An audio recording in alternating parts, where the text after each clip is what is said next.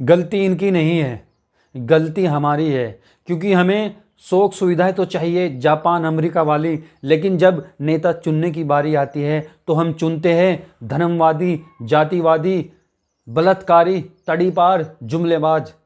ऐसे नेता हम चुनते हैं। तो गलती इनकी नहीं है, गलती हमारी है। नमस्कार, आदाब, मेरा नाम है वाजिद चौधरी और आप देख रहे हैं द सच। दिल्ली के शादाब डेयरी की घटना एक ऐसी घटना जिसने पूरे समाज को हिला के रख दिया। ये घटना हमारे समाज के लिए बतौर एक हिंसक, अमानवीय और कायरता वाली घटना है। दोस्तों, दिल्ली के शादाब डेयरी में जो घटना हुई, ये एक ऐसी घटना है जो हमारे समाज को कलंकित करती है।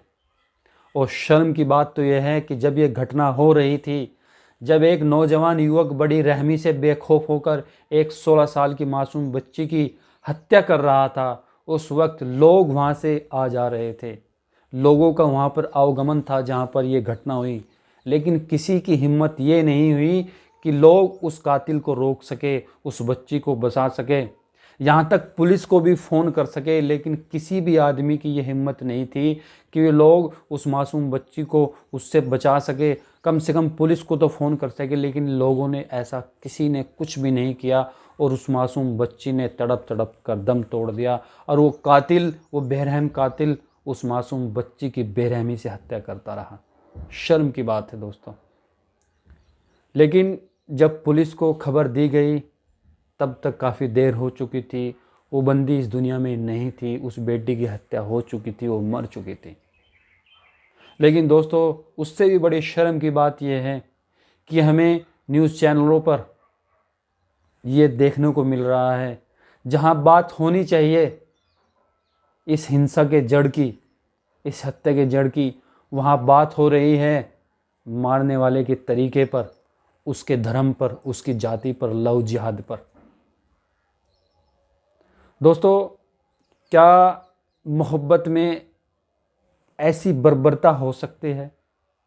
क्या मोहब्बत का जुनून इतना हिंसक हो सकता है? बताया जाता है कि इन दोनों के बीच, मारने वाले और मरने वाली के बीच में मोहब्बत थी, मोहब्बत का कुछ चक्कर था, अफेयर रिलेशन था।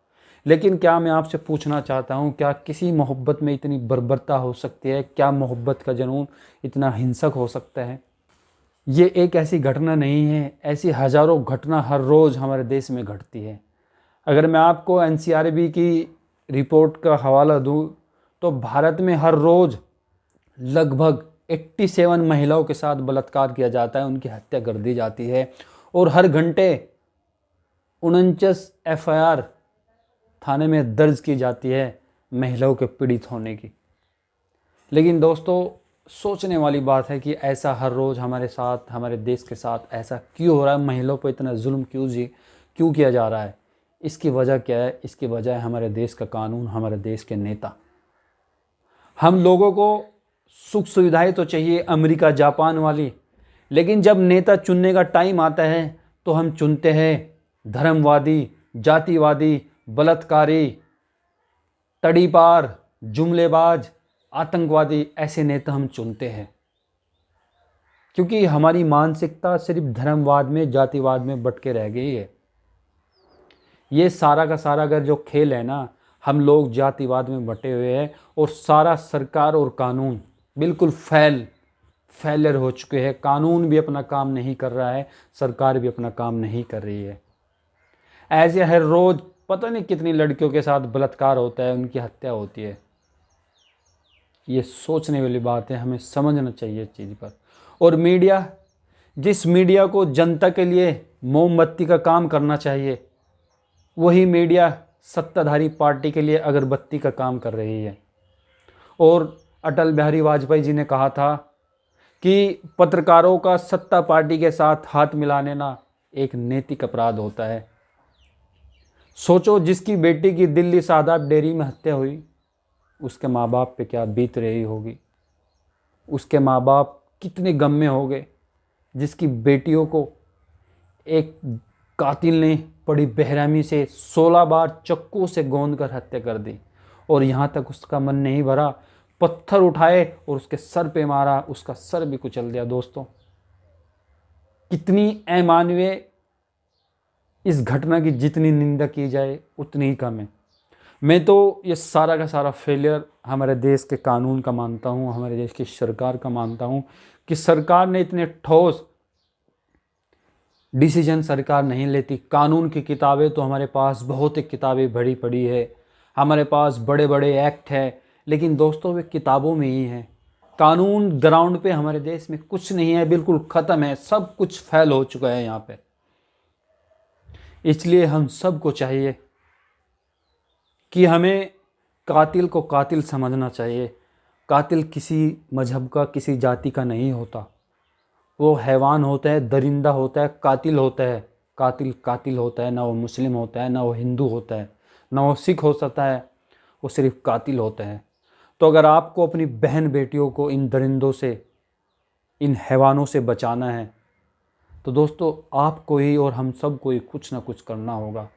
और सबसे पहले हमें जो हमारी नेगेटिव थिंकिंग है, जो हमारी नेगेटिव थॉट है, हमें उसे चेंज करना होगा। हमें इस जातिवाद के भंवर से बाहर निकलना होगा, हमारी जातिवाद की मानसिकता को बदलना होगा। अपने आप को हिंदू नहीं, मुस्लिम नहीं, अपने आप को भारतवासी समझना होगा। लेकिन दोस्तों जैसे जैसे सरकार आती है, सबके अलग अलग मैनिफेस्टो होते हैं, सबके अलग अलग एजेंडे होते हैं, सब हम सबको जातिवाद में बांट देते हैं। तू हिंदू में मुस्लिम, तू हिंदू में मुस्लिम, तू सिख, तू ईसाई। लेकिन दोस्तों इस जातिवाद ने ना हमारे देश को इतना खोखला, इतना बर्बाद कर दिया है कि अब उससे उभर पाना हमारे लिए बहुत मुश्किल हो जाएगा। मतलब जब से मैंने घटना देखी है, बंदे का नाम था साहिल, मरने वाली लड़के का नाम था साक्षी। दोनों अलग अलग मजहब से थे। क्या हुआ, दोनों अलग अलग मजहब से थे, लेकिन कातिल था ना, तो कातिल ही रहेगा, भले ही वो मुस्लिम हो। दोस्तों ऐसे कातिलों का, ऐसे खूंखारों का कभी समर्थन न करें, चाहे वो किसी भी धर्म का हो। अरे बेटी मरी है किसी की बहन मरी है, सोचो यार, मतलब उनके घर वालों पर कितनी, मतलब कितना दुखों का पहाड़ टूटा होगा, और मरने वाली कैसे तड़प तड़प कर मरी होगी। ऐसे अपराधी के लिए, ऐसे कातिल के लिए सिर्फ एक ही सज़ा है कि इस ऐसे अपराधी को जल्दी से जल्दी जितना हो सके, सिवाय फांसी के अलावा इसके लिए कोई ऑप्शन नहीं है। और फांसी में डिले नहीं होनी चाहिए, ऐसे लोगों को तुरंत जितनी जल्दी हो सके फांसी के फंदे पर लटका देना चाहिए, ताकि दूसरों बंदों को भी सबक मिले कि ऐसा घिनौना अपराध करने से पहले एक बार 1000 बार सोचें। आपका क्या ख्याल है ऐसे लोगों के प्रति, हमें कमेंट करके ज़रूर बताएं। तो दोस्तों वीडियो अच्छी लगी हो, देखिए मैं टीआरपी के लिए, मैं लाइक के लिए वीडियो नहीं बना रहा हूँ, ठीक है। मैं हकीकत, वास्तविकता, सच से सामना कराने के लिए आपके लिए वीडियो बना रहा हूँ। तो अपना कमेंट करके हमें फीडबैक ज़रूर दें। चलिए फिर लाऊंगा एक और नई वीडियो किसी नए टॉपिक पर। तब तक के लिए अपना ख्याल रखिएगा। जय हिंद, जय भारत, लोकतंत्र जिंदाबाद।